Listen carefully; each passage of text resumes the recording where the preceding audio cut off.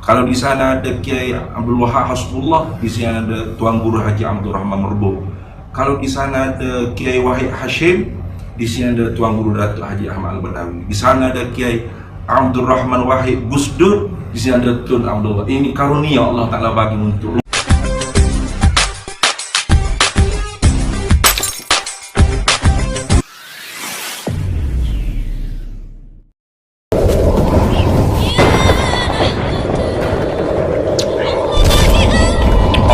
subscribe, like dan share untuk channel Pendekar Caping Bertasbih ini. Dan ternyata tahun 53, jadi kalau NU di Indonesia ini menuju tahun 1926, dan ternyata setelah ditilik sejarahnya ini, di Malaysia ini juga pernah berdiri yang disebut dengan NAM, yaitu Nahdlatul Ulama Malaya. Oke guys, di dalam video ini saya ingin mengetahui sebenarnya Nahdlatul Ulama ini di Nusantara ini dengan lebih mendalam lagi. Nahdlatul Ulama di Indonesia dan juga Nahdlatul Ulama di Malaysia. Dan mengapakah Nahdlatul Ulama ini guys sangat digeruni di dunia. Dan mengapakah juga Nahdlatul Ulama ini mempunyai anggota yang paling ramai di dunia juga. Lebih kurang 150 juta ya. Dan apakah Nahdlatul Ulama ini di akhir zaman ini menjadi perisai kepada Nusantara ini nanti?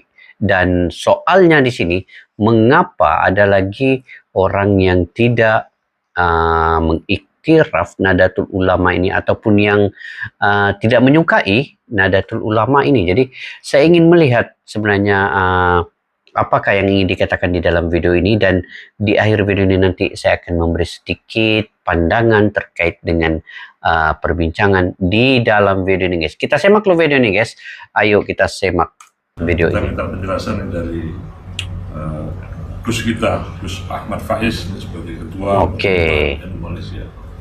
Nah ini daripada NU Malaysia ya. Ustadz Faiz. Waalaikumsalam warahmatullahi wabarakatuh. Alhamdulillah. Terima kasih kepada Pak Sekjen dan guru kita Profesor Dr. Kiai Sa'aki Siraj. Alhamdulillah, sebenarnya di Malaysia ni dulunya sudah ada Nahdlatul Ulama Malaya.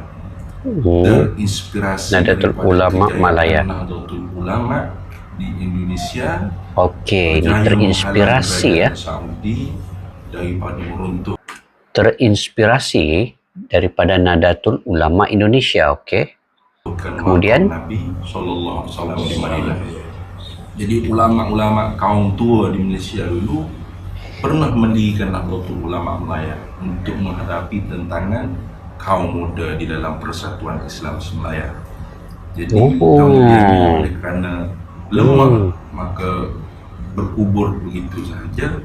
Dan insyaAllah ini bukan kita berkubur ya selepas itu. Jadi memperbaharukan kembali dengan restu daripada PBNU, terutama Profesor Dr. Kiai Sa'aki Siraj dan cucunya Syekh Abdullah Fahim, Tun Abdullah bin Tuan Guru Datuk Haji Ahmad Al-Badawi bin Syekh Abdullah Fahim, dan kita bekas Perdana Menteri Malaysia itu guys, Tun Abdullah Ahmad Badawi. Dan Abdullah Fahim itu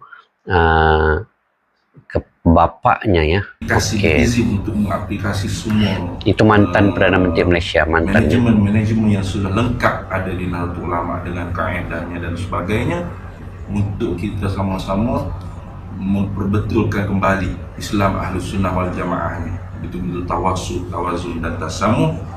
Dan Syekh Abdullah Fahim memang kalau kita tengok sejarahnya sama dengan Hadratul Syekh Hashim Asy'ari, punya jasa dengan tanah air masing-masing, kemerdekaan negara masing-masing. Dan pondok beliau di kepala batas Pulau Binang pun diletak nama Dairatul Ma'arif Wataniyah dan mempunyai nasyidul watani. Jadi kalau di Indonesia itu ada Syekhona Khalil Bangkalan, di sini ada Syekhona Knali Kelantan.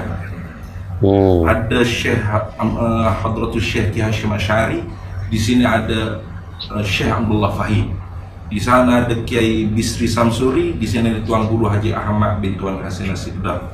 Kalau di sana ada Kiai Abdul Wahab Hasbullah, di sini ada Tuan Guru Haji Abdul Rahman Merbo. Kalau di sana ada Kiai Wahid Hashim, di sini ada Tuan Guru Datuk Haji Ahmad Al-Badawi. Di sana ada Kiai Abdul Rahman Wahid Gusdur, di sini ada Tun Abdullah. Ini karunia Allah Ta'ala bagi untuk rumpun Nusantara. Dan banyak orang panggil ulama-ulama di Nahdlatul Ulama dulu persis samanya. Kalau saya baca, saya memang pentaksub Nahdlatul Ulama. Saya beli banyak Pentaksub buku-buku Sang Nahdlatul Penakluk, Ulama. ada novel, dan Wow. itu sangat menarik. Dan saya kampung dan tengok manakib di antara tokoh-tokoh Jawa Rasulullah itu ada persis persamaan.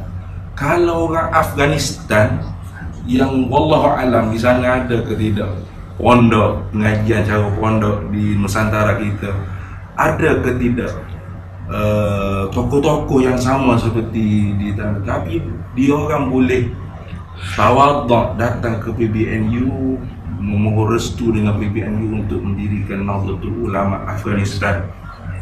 Kenapa kita satu rumpun yang kalau Syekh Abdullah Fahim bagi tahu la yahyal malayu wal malaya wa yastatil Indonesia wal malaya tahu amat. Indonesia merdekalah Indonesia dan tanah Melaya, dua adik-beradik kembar. Kenapa tidak mungkin Ini guys, dua adik-beradik kembar seperti itu guys. Malaysia dan Indonesia dikatakan dalam Nahdlatul Ulama ini dua adik-beradik kembar ya. Oke, boleh lanjut. Belajar, tawaduk, belajar dan menguatkan ahli sunnah wal jamaah dalam wadah yang begitu sekali barakah, itu Nahdlatul Ulama. Jadi saya rasa Di dalam Nahdlatul Ulama ini ya. Allah banyak. Masya Allah. Assalamualaikum warahmatullahi wabarakatuh. Oke guys, begitu sedikit sebanyak saya dapat info daripada video ini, yang mana Nahdlatul Ulama ini sebenarnya di Nusantara ini dipelopori oleh Indonesia itu sendiri, dan wujudnya pada tahun 1926 di Jombang, di Jombang Indonesia kah guys. Kalau ikut sejarahnya di Kabupaten Jombang, Jawa Barat di Indonesia. Itu sejarah wujudnya Nahdlatul Ulama ini. Dan organisasi ini bertujuan untuk menyatu padukan kaum-kaum yang ada, santri-santri yang ada di Indonesia, juga memperjuangkan hak-hak mereka di bawah pemerintah koloni Belanda. Itu sejarahnya dulu kan. Jadi saya baca di bagian Wikipedia ini guys. Jadi saya pun kurang pasti untuk sejarah yang sebenarnya, tetapi kalau mengikut dalam tulisan ini, sejarah Nahdlatul Ulama dimulai pada awal abad ke-20 ketika pendidikan Islam di Indonesia itu terkebelakang dan kaum santri banyak yang tidak memiliki akses pendidikan terhadap pendidikan moden. Dan pada saat itu para ulama dan juga cendekiawan Islam mulai memperjuangkan reformasi pendidikan Islam yang lebih moden dan terbuka. Dan pada tahun 1912 K.H. Hashim Asy'ari mendirikan organisasi Nahdlatul Ulama ini. Itulah sejarah penubuhannya guys. Tetapi yang diceritakan oleh Ustadz Faiz di dalam video ini tadi terkait dengan beberapa tokoh daripada Indonesia dan juga Malaysia, itu dia menyebutkan itu selari dan seperti adik-beradik guys. Jadi kita ini selalu digaduhkan, diberantakan dengan perkara-perkara yang kecil, yang diadu domba di media-media sosial, kemudian diporak-perandakan oleh provokasi-provokasi yang tidak baik. Sedangkan penubuhan Nahdlatul Ulama ini secara organisasi pada mulanya bertujuan untuk menyatu padukan. Jadi disinilah peranan Nahdlatul Ulama Nusantara ini di Indonesia, di Malaysia, dan tertubuhnya juga Nahdlatul Ulama di Malaysia ini terinspirasi oleh Nahdlatul Ulama yang ada di Indonesia. Mereka kami di Malaysia ini menjadikan contoh Nahdlatul Ulama yang ada di Indonesia itu untuk membuka cabang di Malaysia dan menyatu padukan kaum Muslim di Malaysia ini melalui Nahdlatul Ulama Ahlussunnah wal Jamaah. Jadi ini yang sebenarnya yang perlu kita ikuti, guys. Jadi Malaysia dan Indonesia ini sangat dekat, guys, sangat dekat seperti adik-beradik disebutkan tadi itu. Nah, itu yang masuk ke dalam saya punya jiwa ini, guys. Macam mana kita di Nusantara ini, termasuk juga Filipina, Selatan Thailand, Singapura, Brunei. Sebenarnya mereka semua ini ada Nahdlatul Ulama yang terinspirasikan daripada yang penubuhan pertamanya di Indonesia ini, menjadi berkembangnya sekarang 150 juta keanggotaannya di seluruh dunia. Jadi sangat menarik video yang disimpulkan ini. Kebangkitan NU di Malaysia ini selepas terkuburnya 66 tahun lamanya itu, guys. Jadi bangkit kembali. Ini mungkin itulah tadi terinspirasikan oleh Nahdlatul Ulama yang ada di Indonesia ini yang masih mengekalkan perpaduan di kalangan berbilang kaum dan agama yang ada di Indonesia itu. Jadi pantas saja sebenarnya NU ini dianggotai oleh kesemua peringkat umur dan juga kaum-kaum yang ada. Kalau saya tidak silap, guys, di Indonesia ini Deddy Corbuzier pun menjadi anggota kepada NU ini. Kalaulah orang yang sebesar itu pun, yang badan tegap pun menjadi anggota kepada Nahdlatul Ulama ini, apakah lagi kita yang kecil-kecil ini? Dan kalaulah disebutkan tadi, guys, dalam video ini keanggotaan Nahdlatul Ulama ini daripada kiai-kiai, ulama-ulama, dan disebutkan tadi kalau di Indonesia itu Gus Dur itu merupakan mantan kepada Presiden Indonesia. Di Malaysia pun tadi disebut Tun Abdullah Ahmad Badawi.